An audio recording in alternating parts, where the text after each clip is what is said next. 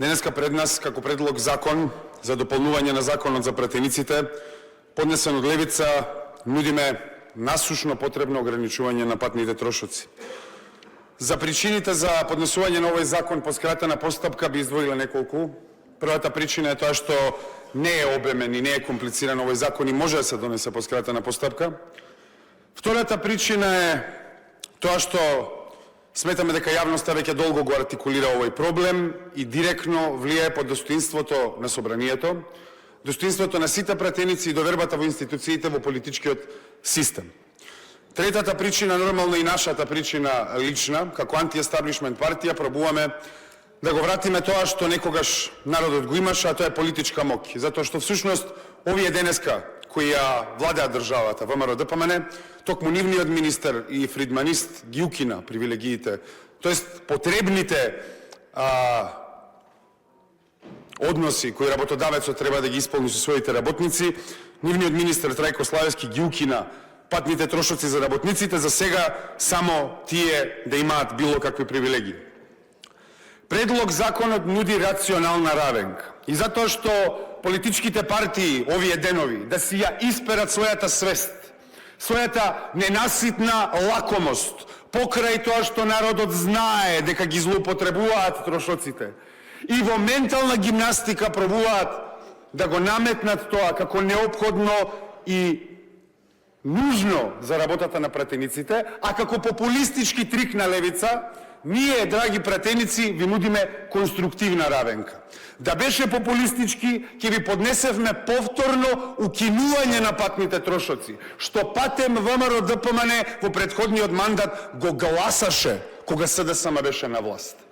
Ние сега, на основа на конструктивност, ви нудиме равенка да се пресметуваат патните трошоци. 6,5 литри на секој изминати 100 километри. Затоа што сега, противзаконски, одредбата се толкува, па затоа и цицате пари за амортизации, цицате пари за патарини. Со оваа наша равенка и одредба, еднаш за секогаш, јасно да ги дефинираме патните трошоци, за да не можете вие да се богатите на основа на вашата фрустрација што не сте министри.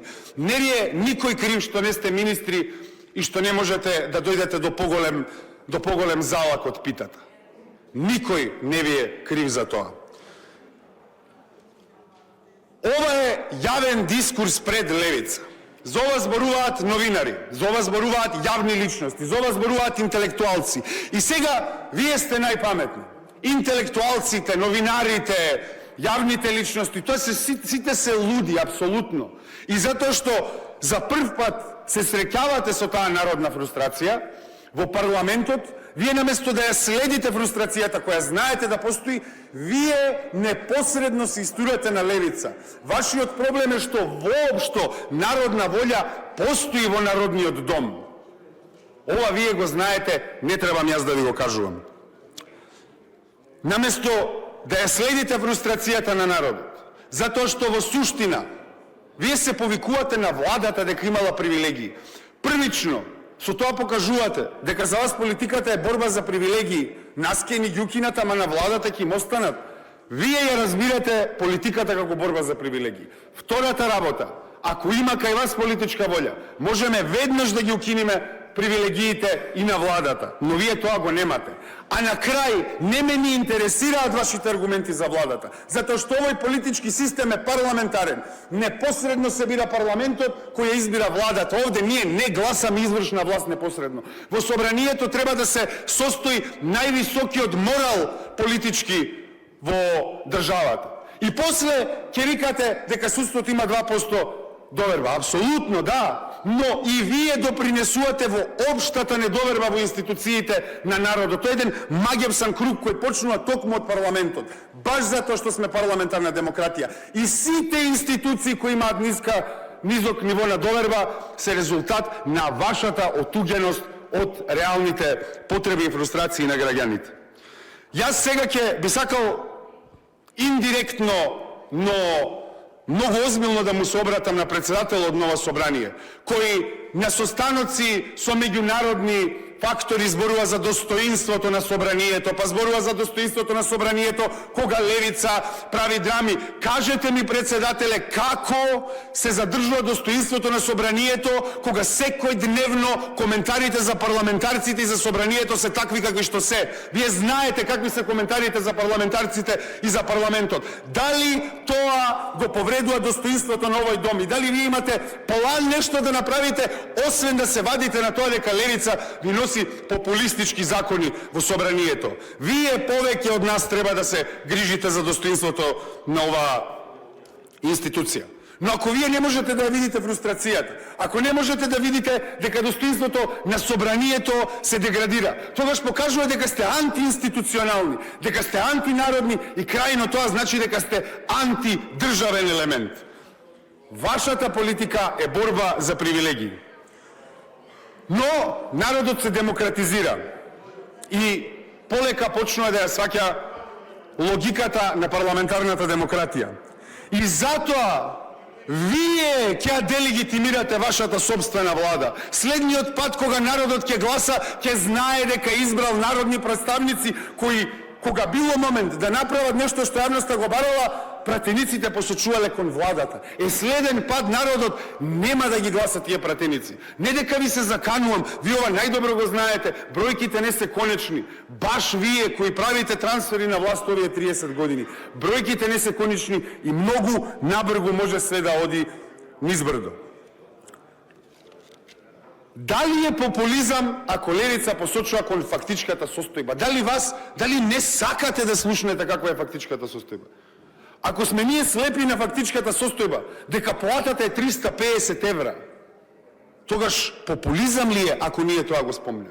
Дали мислите дека народот не е свесен за вашиот социјален статус? Дека вие имате политички врски кои ви овозможуваат еден општествен живот кој не е достапен за народот? Дали мислите дека можете да го скриете тоа од народот?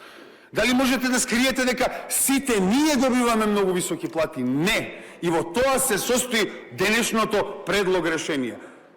За враќање на достоинството во собранието, за враќање на некој надеж за доверба во политичките представници, а на крај и спасување на било што може да се спаси од интегритетот на оваа институција. Во тој контекст на екзистенцијалниот немир на нашиот народ произлегува и фрустрацијата, затоа што всушност тие 1, 2, 3 милиони нема да сменат нешто во големата слика, но нашиот народ знае дека 35 години екзистенцијалниот мир му се зима ради човечки фактор. Вие ни зборувате за европски соништа како да сме на Антарктик. Овој народ давал и резултати, овој народ имал што да понуди за себе, на светот и се понатаму. Ние имаме неверојатен капацитет, неверојатни потенцијали во нашата држава и се деградира со човечки фактор. Затоа е фрустрацијата за овие патни трошоци. Не дека 3 милиони евра нешто ќе сменат во големата слика, но ќе сменат затоа што народот едноставно гледа дека иако ги има сите предиспозиции да се живее добро, човековиот фактор содржан во 114 пратеници му ја определува судбината која му ја определува. Не треба јас да ве повикувам на морал. Не сакам да се дрзнам да ве повикувам на морал.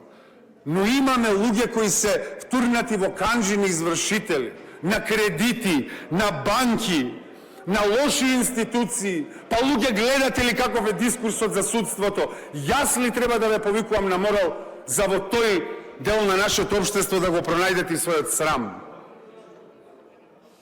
Нашиот народ многу умно може да процени кој може да одговори на неговата фрустрација. Иронично ќе биде најбогатата партија во Европа, која го поддржа укинувањето на патните трошоци во претходниот мандат. Кога понудивме потполно укинување, сега да се вади на некои коалиции помеѓу левица и СДСМ. Претходниот пат СДСМ не го гласаше, вие го гласавте. Дали сте свесни дека покажувате дека вашата политичка кичма не постои? Затоа, колеги пратеници, не за мене, не за левица. Ве молам да ја вратиме довербата и достоинството дека во овој парламент може да се одговара на народната воља.